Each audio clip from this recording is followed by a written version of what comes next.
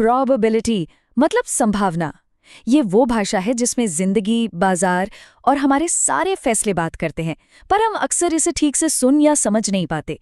तो आज हम इसी भाषा को एकदम आसान और आम बोलचाल के अंदाज में समझने की कोशिश करेंगे। तो चलिए शुरू करते हैं इस एक लाइन से जो सोचने का पूरा तरीका बदल सकती है। स्क्रीन पे देखिए, प्रोबेबिलिटी ये नहीं बताती कि क्या होगा, प्रोबेबिलिटी ये बताती है कि किसके होने के ज्यादा चांस हैं।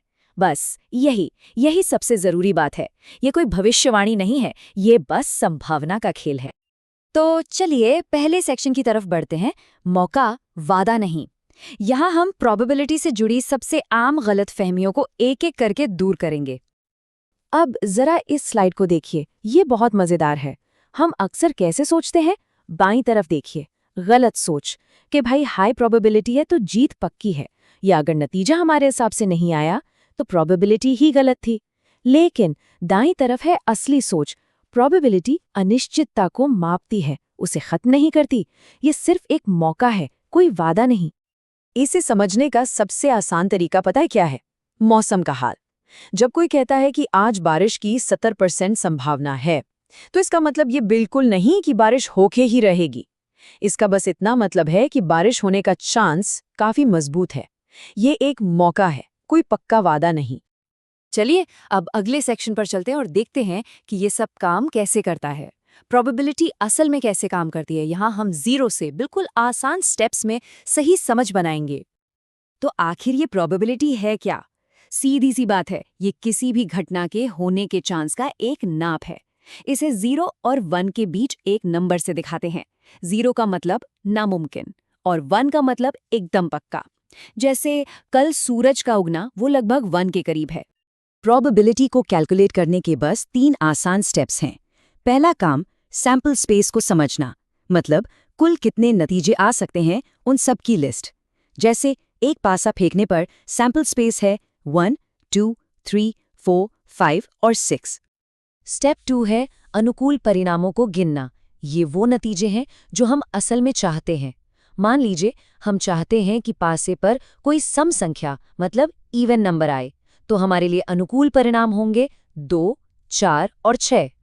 और स्टेप 3 में बस फॉर्मूला लगा देना है, अनुकूल परिणाम को कुल परिणामों से भाग दे दो। तो हमारे केस में सम संख्या आने की प्रोबेबिलिटी होगी 3 को 6 से भाग देने पर, यानी 0.5 या कह लीजिए 50%। देखा कितना आसान है। इसे एक और मजेदार तरीके से सोच सकते हैं। मान लीजिए एक ऐसा सिक्का है जिसमें एक तरफ थोड़ा ज्यादा वजन है, तो वो सिक्का एक तरफ झुका हुआ है ना? प्रोबेबिलिटी बस यही झुकाव दिखाती है। ये गारंटी नहीं देती कि सिक्का गिरेगा किधर, बस ये बताती है कि पलड़ा किस तरफ भारी है। ठीक है, थ्योरी तो समझ आ गई, पर इसका असल जिंदगी में क्या काम? चलिए अगले सेक्शन में देखते हैं संभावनाओं को काम पर लगाना, सिद्धांत से असल जीवन तक। अरे, ये तो हर जगह काम आती है। ट्रेडिंग में एक ट्रेड तो किस्मत हो सकती है, लेकिन जब 100 ट्रेड किए जाते हैं तो नतीजा हुनर दिखाता है। एग्जाम्स में एमसीक्यूज में स्मार्ट अंदाजा लगाने से सही जवाब की संभावना बढ़ जाती है, और नौकरी बदलने या बिजनेस शुरू करने जैसे बड़े फैसलों में ये बेहतर संभावनाओं को चुनने में मदद करती है। चलिए एक छोटा सा टेस्ट हो जाए। सवाल है, प्रोबेबिलिटी के बारे में कौन सी बात सही है? ए, ये जीत की गारंटी है। बी, ये भविष्य बताती है।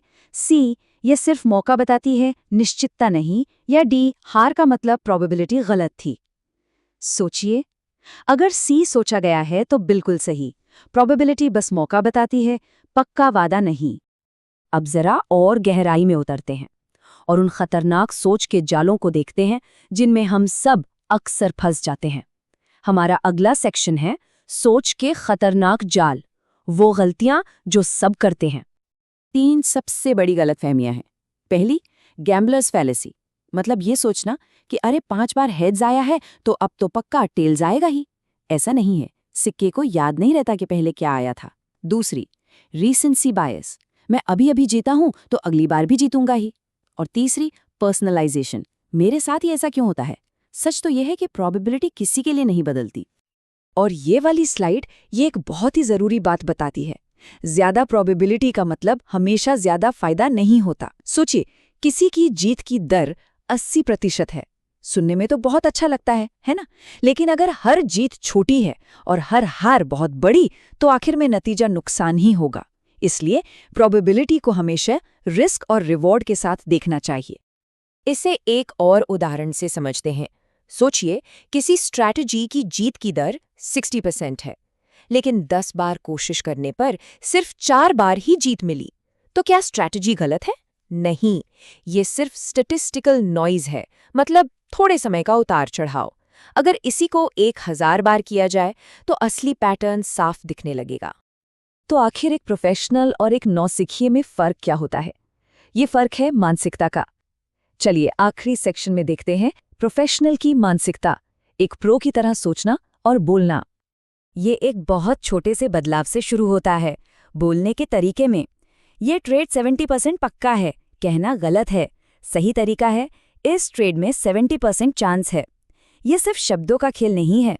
जैसे हम बात करते हैं वैसे ही हम सोचने लगते हैं। ये एक बहुत ज़रूरी बिंदु है। तो आज की पूरी बातचीत का निचोड़ क्या है?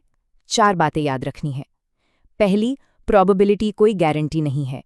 दूसरी, एक अकेले नतीजे का कोई ज्यादा मतलब नहीं होता।